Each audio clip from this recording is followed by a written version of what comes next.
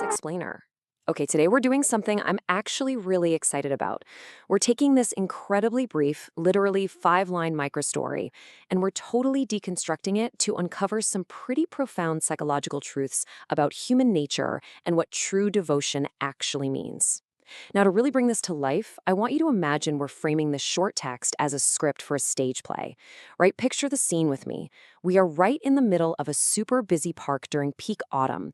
Think golden and red leaves swirling around in this crisp breeze, people bustling by doing their thing. But our focus is solely on two characters who are navigating this sudden, high-stakes emotional collision. Let's just dive straight into our source text with this opening line. Right off the bat, this stage direction sets a completely fascinating baseline. There was a boy was following a girl always. Now look really closely at that word always. It instantly establishes this vibe of intense, almost relentless pursuit. We're not talking about a passing glance across a crowded room here, or some momentary spark. Nope. Always suggests a history. It suggests a pattern, and a dedication that kind of borders on obsession, honestly. The boy isn't just walking in the same general direction, he is completely tethered to her path. So, bringing us to our first key theme, the scene of devotion.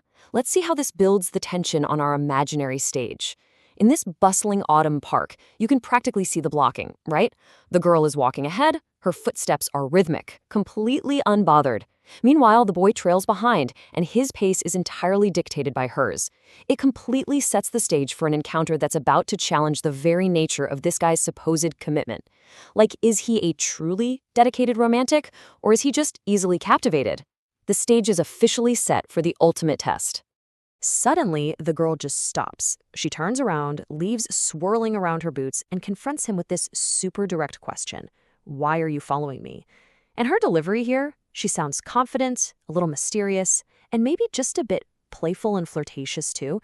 She's not scared at all. She's curious, and she is calling him out. By asking this, she forces him right out of the shadows. He suddenly has to justify his constant presence, which instantly kicks this whole psychological interaction into high gear. Naturally, the boy is caught totally off guard. I mean, he's been the observer this whole time, and boom, now the spotlight is entirely on him. He has to answer. He's got to formulate an actual reason for his always. And what does he do? Oh, he goes for the absolute maximum. He swings for the fences with a seriously bold declaration. On our stage, you can absolutely picture the boy shifting his weight from foot to foot. His delivery is incredibly nervous, super stuttering. He blurts out, "You are very pretty, and I think I am in love with you." What's absolutely fascinating here is the juxtaposition. He starts with this purely physical, superficial attraction, right? Like anyone can see she's pretty. But then he instantly escalates to this massive, weighty, emotional claim. He completely conflates just looking at something beautiful with deep, abiding love, setting his own bar impossibly high. Now, most people, if they heard a stuttering, nervous confession of love in a beautiful autumn park, they might blush, they might say thank you, or, politely decline. But our confident, mysterious girl, she does something entirely different. Instead of just accepting his grand declaration, she engineers this brilliant countermaneuver. She literally builds a psychological trap right there on the park path just to test his absolute sincerity. It's a genius, 3-part strategy. First, she denies his compliment, flat out stating she isn't pretty, which instantly throws him way off balance. Then, she introduces a superior temptation, a friend who is supposedly even prettier. This speaks directly to that superficial layer he just revealed. And finally, with this mysterious, playful smirk, she drops the bait. She says, "And you know she is right behind you." It's incredible. She systematically dismantles his logic and just hands him a choice. And here we are. We've reached the absolute climax of our explainer and the climax of our stage play. The boy is facing this ultimate, split-second test of his supposed love. Think about it. If he truly is in love with the girl standing right in front of him, the existence of a subjectively prettier girl standing behind him should be completely irrelevant data. It shouldn't matter at all.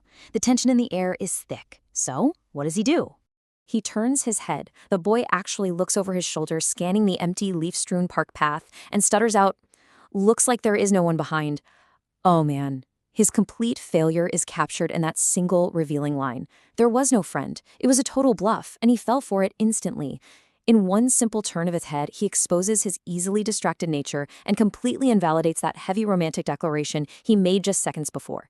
He essentially traded his profound claim of love for the mere possibility of a prettier face. So let's unpack this a bit. What does this specific failure actually reveal about the core philosophical concept of our explainer today? We are really talking about defining true devotion here. See, the boy thought devotion was simply the act of always following, but the girl knew that true devotion isn't about proximity at all. It's about focus. By looking back, the boy proved his focus was entirely conditional.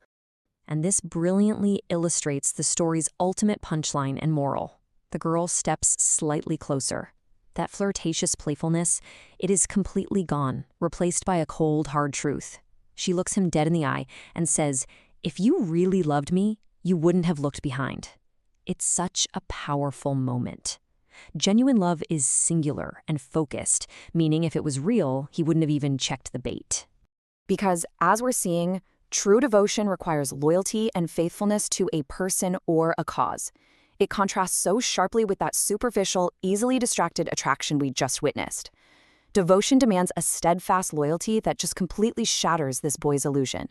He was devoted to the feeling of chasing something pretty, not devoted to the actual person he was chasing. The second a shiny new object was introduced, his always just evaporated.